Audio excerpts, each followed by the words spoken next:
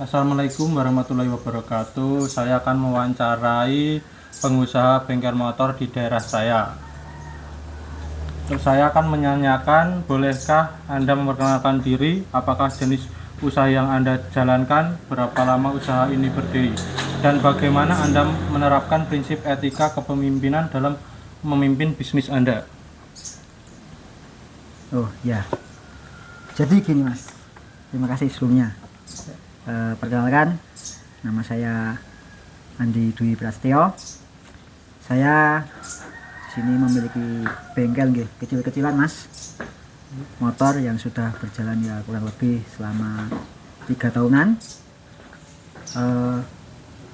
Sebelum buka bengkel sendiri, saya dulunya juga pernah ikut orang, kurang lebih selama 5 tahunan. Saya ikut orang, yaitu di tempat tetangga saya. Dari pengalaman itu, saya ikut orang itu, saya belajar banyak tentang cara mengelola bengkel, kemudian cara berinteraksi dengan pelanggan, dan juga dalam memimpin usaha ini saya selalu berusaha untuk jujur, selalu terbuka, dan saya percaya bahwa komunikasi yang istilahnya yang baik dan juga itu penting. Misalnya saya sering ngobrol santai dengan teman atau pelanggan, mungkin tetangga. Itu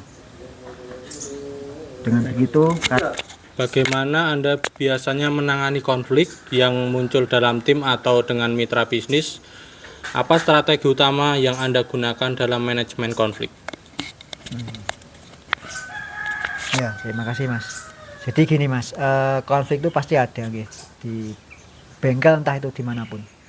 Apalagi di dalam tim, misal saya dengan karyawan saya, ketika ada masalah saya biasanya mengajak semua terlibat, duduk ngobrol bareng, dan saya percaya bahwa banyak masalah bisa diselesaikan dengan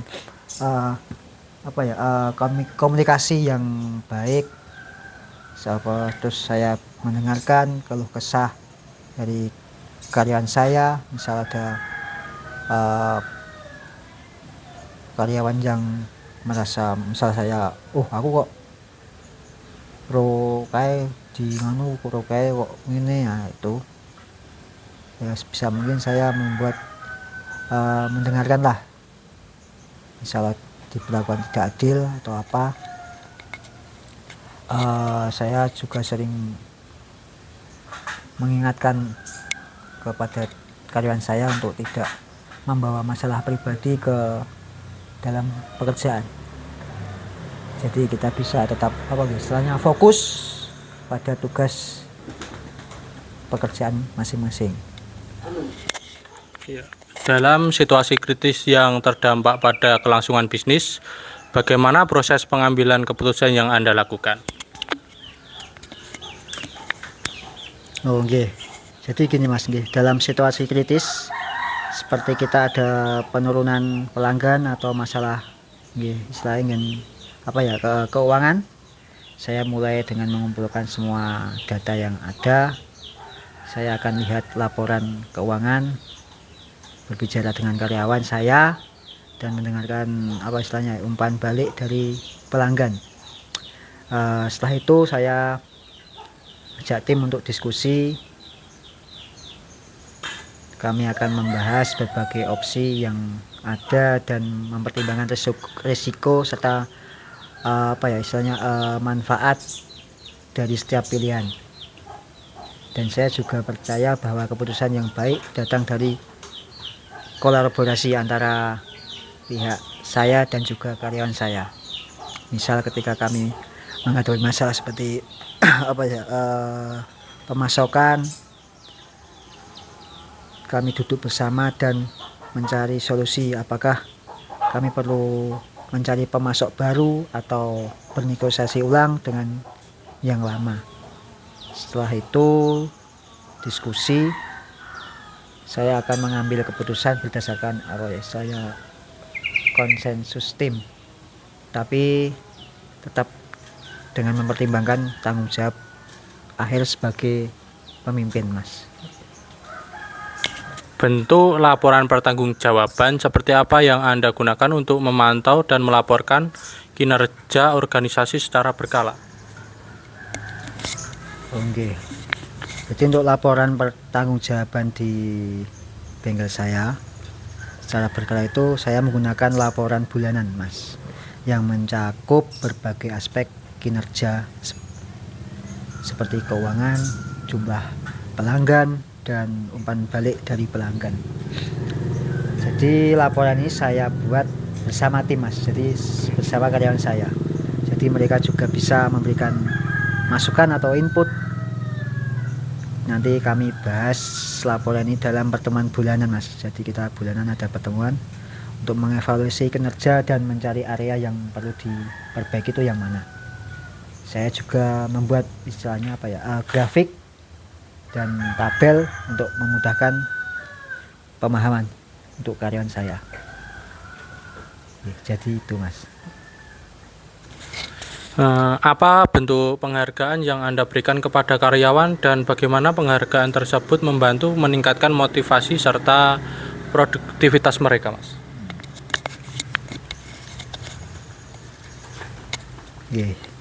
Tentang masalah penghargaan, jadi saya selaku istilahnya pemimpin ini bengkel, saya memberikan berbagai bentuk penghargaan, Mas, kepada setiap karyawan saya, seperti bonus kerja berdasarkan pencapaian individu dan tim. Selain itu saya juga memberikan penghargaan untuk karyawan yang terbaik setiap bulannya. Ini saya juga berpedoman ini akan bikin karyawan merasa hidup dihargai dan lebih bermotivasi untuk lebih bekerja keras lagi. Saya juga sering mengadakan acara istilahnya kecil-kecilan untuk merayakan pencapaian tim setiap bulannya, seperti makan bersama, entah itu piknik atau kemana, ke pantai itu. Ini dari itu membantu membangun semangat dan tim, membuat suasana kerja jadi lebih menyenangkan. Dan juga saya percaya bahwa ketika karyawan merasa dihargai, mereka akan lebih bersemangat dalam bekerja. Jadi gitu, Mas. Bagaimana Anda menangani kesalahan atau pelanggaran yang terjadi di organisasi dan apa dampak hukuman terhadap kinerja tim secara keseluruhan? Oke, Mas, jadi gini, Mas, ketika ada kesalahan saya lebih suka menangin dengan istilahnya pendekatan atau konstruktif, dan saya akan mengajak karyawan untuk yang bersangkutan untuk duduk berdiskusi dan mencari tahu apa yang menyebabkan kesalahan tersebut. Dan saya percaya bahwa setiap orang bisa melakukan kesalahan, dan yang terpenting adalah bagaimana kita belajar dari kesalahan itu dan tadi hukuman yang saya berikan bersifat istilahnya edukatif, seperti memberikan pelatihan tambahan atau meminta mereka untuk memperbaiki kesalahan tersebut. Dan dengan cara ini saya berharap karyawan tidak merasa tertekan, tapi justru termotivasi untuk belajar dan berkembang. Dan saya juga selalu mengingatkan tim bahwa kesalahan itu bagian dari proses belajar, Mas. Jadi gitu. Bagaimana Anda menciptakan visi dan misi yang mampu menginspirasi tim untuk bekerja sama mencapai tujuan bisnis? Mas, jadi dalam menciptakan visi dan misi, saya melibatkan semua tim dalam proses penyusunan visi dan misi, dan saya mengajak mereka untuk berdiskusi tentang apa yang mereka inginkan dari bisnis ini dan bagaimana bisa kita mencapainya bersama. Dan saya yakin dengan melibatkan mereka merasa lebih memiliki visi dan misi tersebut, Mas. Saya juga sering mengingatkan tim tentang visi dan misi kita dalam setiap pertemuan. Dan saya juga berusaha untuk menunjukkan bagaimana setiap orang berkontribusi untuk pencapaiannya. Misalnya saya selalu menekankan bahwa setiap pekerjaan, entah itu sekecil apapun, itu penting untuk mencapai tujuan bersama, Mas. Jadi gitu. Ya. Apa pelajaran terbesar yang Anda dapat dari kegagalan dalam bisnis dan bagaimana hal tersebut mempengaruhi gaya kepemimpinan Anda? Jadi pelajaran terbesar yang dapat saya dari kegagalan itu, pelajaran tersebut terbesar dan kegagalan adalah pentingnya perencanaan yang matang dan kesiapan untuk menghadapi perubahan. Dan saya pernah mengalami masa sulit, Mas, ketika penjualan menurun drastis karena persaingan di dunia otomotif juga ketat. Dari situ saya juga belajar untuk lebih proaktif dalam mencari peluang dan beradaptasi dengan perubahan pasar. Kegagalan itu membuat saya lebih berhati-hati dalam mengambil keputusan dan lebih terbuka terhadap masukan dari tim karyawan saya. Setelah itu juga saya berusaha untuk membangun budaya di mana setiap orang merasa nyaman untuk berbagai ide dan pendapat. Saya percaya bahwa kegagalan itu bukan akhir, tetapi kesempatan untuk belajar dan tumbuh. Jadi gitu, Mas.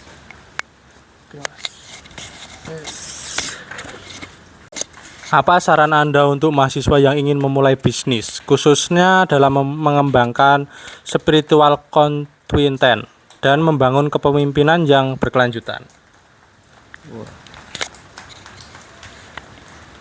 Jadi gini, Mas, dalam